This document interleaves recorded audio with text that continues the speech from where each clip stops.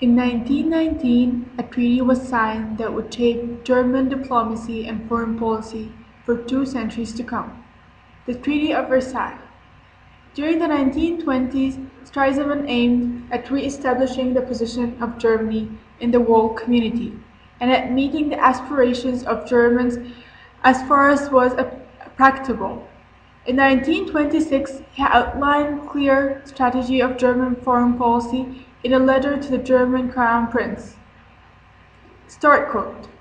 First place, the solution of reparation and the assurance of peace. Secondly, the protection of our kindred who now live under foreign yoke. And the third great task is the readjustment of our eastern frontiers, the recovery of Danzig, the Polish corridor. End quote. 4 years after his death, Adolf Hitler became the Chancellor of Germany, following a guide that he has written around the same time that Stresemann has outlined German intentions. This guide is his book, Mein Kampf, My Struggle, written in 1925. Through history, there has been a debate between two major schools: the intentionalists, who believed that Hitler had an established plan, and the opportunists, who believed that Hitler improvised along the way with no definite plan.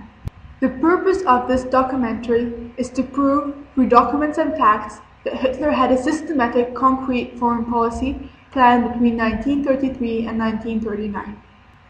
Hitler's foreign policy can be divided into two sections: short-term and long-term plan. On the long term, Germany would go to war, but before this, a short-term plan was devised to prepare it for that day. On the short term, starting in 1933, Hitler wanted to avoid war for the next 6 years, until Germany had acquired alliances with Britain and Italy, achieved a self-sufficient economy, and rearmed. As for the long-term plan, he pledged to destroy the conditions and aspects of the Treaty of Versailles, build a unified pure Germany through his Deutschen Gemeinschaft propaganda and anti-Semitism, and expand German territory to achieve the so-called Lebensraum. The difference between Lebensraum and the aim of Greater Germany are related, not the same. The difference between Lebensraum and the aim of Greater Germany are related.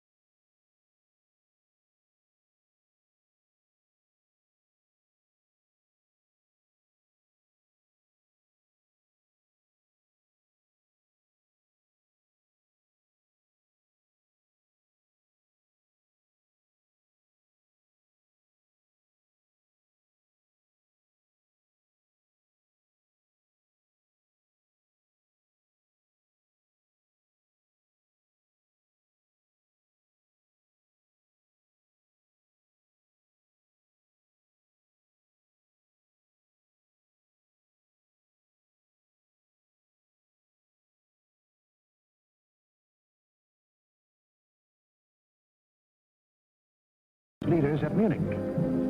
On September 29, in return for Hitler's guarantee of world peace, Chamberlain and Daladier prevailed upon Czechoslovakia to give up the Sudetenland without a fight. In Czechoslovakia, the Munich Pact was greeted by riots of protest.